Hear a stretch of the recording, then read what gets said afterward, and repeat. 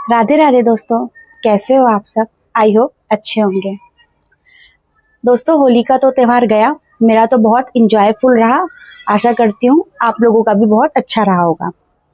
आज मैं आप सबको ओवर थिंकिंग के बारे में बताना चाहूंगी। मतलब समस्या जितनी बड़ी नहीं होती है उसे हम सोच सोच के उतना बड़ा कर देते हैं।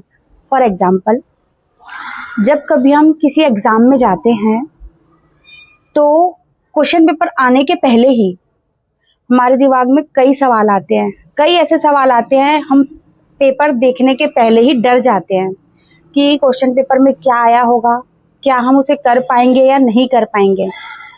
मतलब पेपर मिलने के पहले ही हम उसे बहुत ज़्यादा सोच लेते हैं।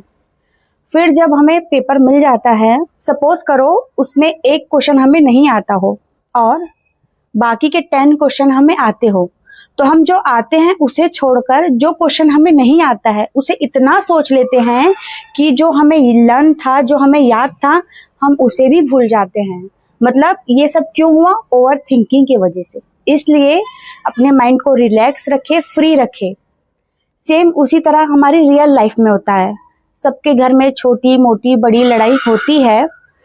अगर छोटी भी लड़ाई होती है तो हम उसे सोच सोच के अपने दिमाग में इतना बड़ा कर लेते हैं कि वो हमारे लिए बहुत ही नुकसान। जब कभी कोई समस्या आ जाए तो हमें उसका हल निकालना है और हमारे माइंड को फ्रेश रखना है। ओवर थिंकिंग नहीं करना है और हड़बड़ाना बिल्कुल नहीं है। हड़बड़ाने से हमारा ही नुकसान होता है। अगर हम उस प्रॉब्लम का हल जानते हैं तो हमें शांत मन से उस प्रॉब्लम को सॉल्व करना चाहिए। अगर हमें प्रॉब्लम का सॉल्यूशन नहीं पता तो शांत मन से उस सॉल्यूशन का पार्ट बने, हड़बड़ाए बिल्कुल नहीं, जिससे हमारा लॉस ना हो। और तीसरी बात, जैसे कभी हम कहीं मार्केट, फंक्शन या कहीं पर भी जाते हैं तो हमारे रिलेटिव हमें मिलते हैं, रिश्तेदार मिलते हैं, पड़ोसी मिलते हैं, कोई ना कोई तो हमें मिलता ही है। तो जब हम कभी उनसे मिलते हैं, बात करते हैं, तो हमारी वो तारीफ करते हैं। उन तारीफों के साथ साथ कभी हमारी बुराई भी होती है। तो हम क्या करते हैं, हम तो गए एंजॉय के लिए, अपने पैसे भी लगाए, खुशी के लिए गए, लेकिन दूसरों की सुनी हुई बुराई से हमने ओवर थिंकिंग कर ली, जिससे लॉस हमारा ही हुआ। हम दिन भर रात भर सोचते रहते हैं और परेशान होते रहते हैं। तो जिस पल को हम जहाँ पर एंजॉय करने गए थे वो उस पल को हम अच्छे से एंजॉय भी नहीं कर पाते हैं। फिर इतना सोच लेते हैं कि जब हम बच्चों को पढ़ाने बैठते हैं तो भी हमारा दिमाग काम नहीं करता है। घर में किसी और चीज में भी मन लगाओ तो हमारा मन नहीं लगता है।